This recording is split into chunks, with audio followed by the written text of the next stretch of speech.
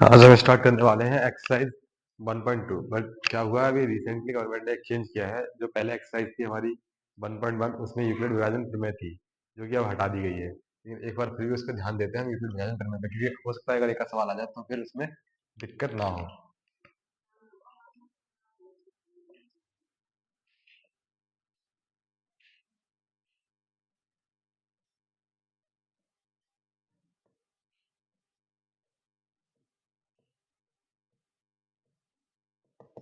इस प्रमेय का यूज हम क्या करते हैं ना, दो संख्याओं के बीच एचसीएफ निकालने के लिए करते हैं। दो या तीन संख्याओं के बीच एचसीएफ निकालने के लिए इसका उपयोग करते हैं। अगर हम मान ले कोई संख्या, हमारे पास दो संख्या है, एक दो संख्याओं का योग है 90 और 45।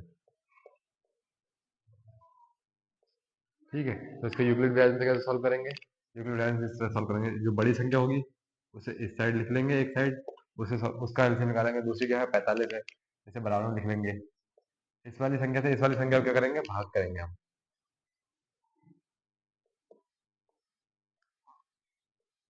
ठीक है, अब 45 से 90 भाग करेंगे तो कितनी बार हो जाता है, दो बार हो जाता है। 45 से कितनी बार हो जाएगा, दो बार में। कितना बचा शेष, जीरो बचा। इस हिसाब से कितनी बार में क्या है, दो बार में। उसे इसकी गुणा में लिख देंगे। शेष कितना बचा, जीरो बचा। तो जहां से जीरो आ जाए, जिससे भाग करने पे शेष जीरो आ जाए, जैसे यहाँ से जीरो आ गया, तो ये वाला नंबर जो होगा वो एच सी एफ होगा। ठीक है,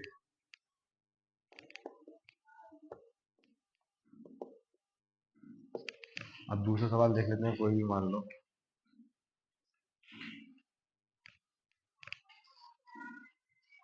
80 और 15 मान लेते हैं। ठीक है, इसमें बड़ा क्या है, 80 बड़ा है 15 से। 80 इज ग्रेटर देन 15, तो 80 को पहले लिखेंगे बराबर 15। 15 से 80 को भाग करेंगे।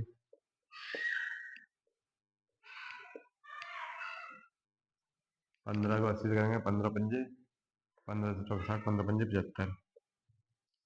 शेष कितना बचता है, शेष 5 बच गया। 5 शेष बच गया, तो कितनी बार हो गया, 5 बार हो गया। 15 गुणा 5 प्लस कितना बचा शेष, 5 बचा। ठीक है, अब यहाँ पे जीरो नहीं आया, तो इसका मतलब हमारा एच सी एफ भी क्लियर नहीं हुआ है। जहाँ जीरो आ जाएगा एच सी एफ भी वहीं क्लियर होगा। अब हम इन दोनों संख्याओं में लिखेंगे, जो बड़ा होगा उसे लिखेंगे। 15 क्या है, 5 से बड़ा है, तो हम 15 को पहले लिखेंगे बराबर 5। अब 5 से 15 को भाग देंगे। 5 तीन बार में जाएगी 15 तक हमारा।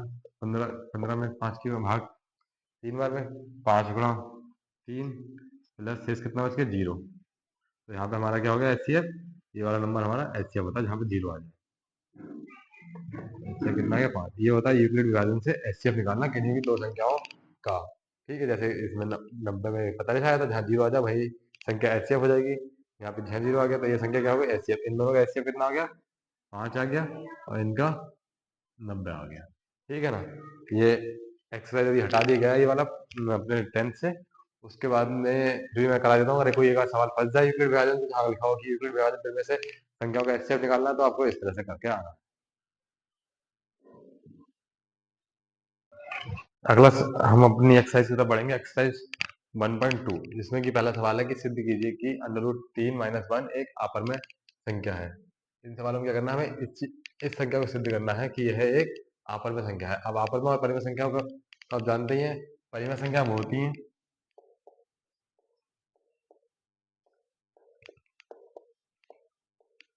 जो p बटे q के रूप में होती है।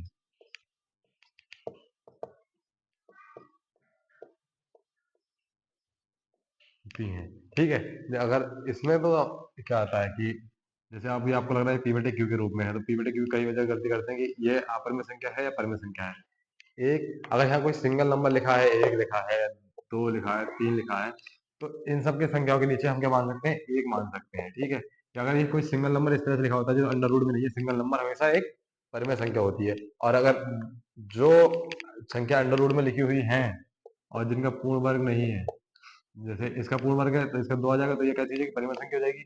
ये पूर्ण वर्ग नहीं है, इसका आंसर पॉइंट्स में आएगा, दशमलव में आएगा, तो ये कैसी है कि अपरमेय संख्या होगी। अपरमेय संख्या कभी भी p बटे q के रूप में नहीं होती है।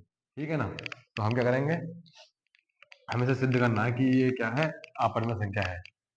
सिद्ध कीजिए कि अंडर रूट 3 और -1 अपरिमेय संख्या है। तो हम क्या करेंगे, इसमें शुरू में पहला स्टेप करेंगे, इसी को मान लेंगे, इसके विपरीत जाके, सवाल के विपरीत जाके कि यह है अपरिमेय संख्या है। माना अंडर रूट 3 -1 परिमेय संख्या है।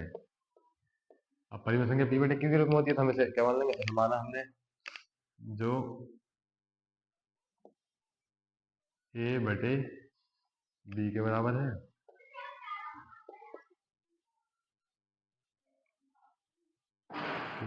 बराबर है या फिर ए बटे बी है, कुछ भी बोल सकते हैं,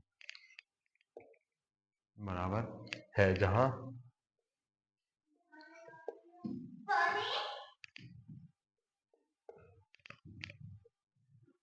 जहां ए बी, बी कभी भी 0 के बराबर नहीं होगा। ठीक है, निज बटे वाली संख्या कभी भी 0 के बराबर नहीं होगी परिमेय संख्या में। बी पूर्णांक है। अब देखते हैं, अंडर रूट 3 -1 बराबर ए बटे बी। ठीक है, अंडर रूट को एक साइड कर देते हैं, ये वाली पूर्णांक एक साइड कर लेते हैं, क्योंकि हमने ये क्या माना, पूर्णांक माने, तो पूर्णांक की एक साइड कर लेंगे, ये पूर्णांक नहीं है। ठीक है, सभी पूर्णांक परिमेय संख्या होते हैं, ये बात याद रखना। इधर जाके प्लस का हो जाएगा। ठीक, अब क्या करेंगे हम, इधर अंडर रूट 3 है, ये क्या है, ए प्लस बी, ए कॉमा बी और एक क्या है, पूर्णांक है, इसीलिए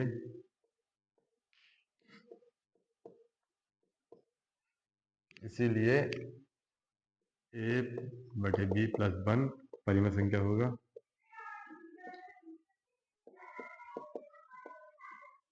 संख्या होगी। अब क्या है, ए बटे बी प्लस 1 किसके बराबर है, 1/3 के बराबर है। जब यह परिमेय संख्या होगी तो क्या होगा, ये भी परिमेय संख्या होगी।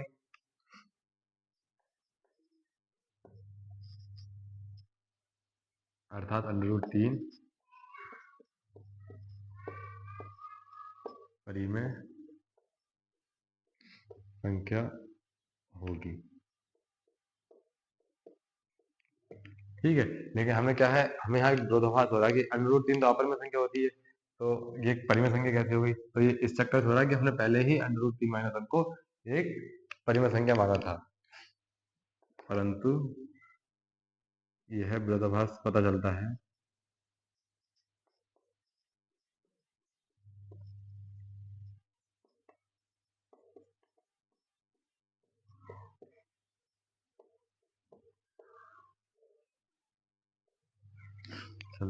कि अंडर रूट 3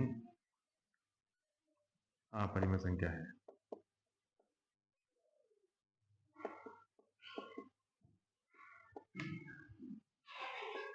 संख्या है, ये विरोधाभास हमें किससे आ गया है, अर्थात हमारी जो कल्पना थी वो क्या थी, गलत थी।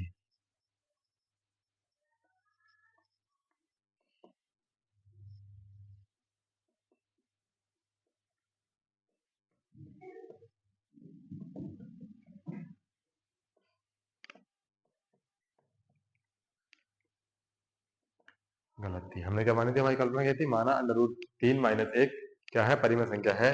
लेकिन वह क्या हुआ, हमें विरोधाभास पता चला कि विरोधाभास अंडर रूट 3, इसी चक्कर से हमारी कल्पना क्या हो गई, जो थी गलत थी। हमें क्या करना था, प्रूव करना था अंडर रूट 3 माइनस 1 अपरिमेय संख्या है। तो जब हमारी कल्पना जो है वो गलत हो गई, तो ये तो खुद ही प्रूव हो गया कि, अब जब हमारी कल्पना गलत हो गई है परिमेय संख्या, तो खुद ही प्रूव हो गया कि अंडर रूट 3 माइनस 1 अपरिमेय संख्या है। जब हमें ये प्रूव करना था कि अपरिमेय संख्या है, हमने ये दिखा दिया, ये तो हम प्रूव नहीं कर पाए कि अपरिमेय संख्या, हमने ये प्रूव कर दिया कि अंडर रूट 3 माइनस 1 परिमेय संख्या नहीं है, ये हमने प्रूव कर दिया। तो इसका मतलब जब वो परिमेय संख्या नहीं है तो वो क्या होगी, भाई अपरिमेय संख्या ही होगी। तो हमने एक चीज प्रूव कर दी कि यह परिमेय संख्या नहीं है, या तो ये प्रूव कर लो कि परिमेय संख्या, ये प्रूव कर लो कि यह परिमेय संख्या नहीं है, तो फिर खुद ही अपने आप अपरिमेय संख्या हो जाएगी। तो हमने क्या प्रूव करा कि यह अंडर रूट 3 माइनस 1 परिमेय संख्या नहीं है। तो क्या पता चला हमें कि हमारी अंडर रूट तीन माइनस एक अपरिमेय संख्या है। यहाँ हम नीचे एक लाइन लिख लेंगे कि अंडर रूट 3 माइनस 1 अपरिमेय संख्या है।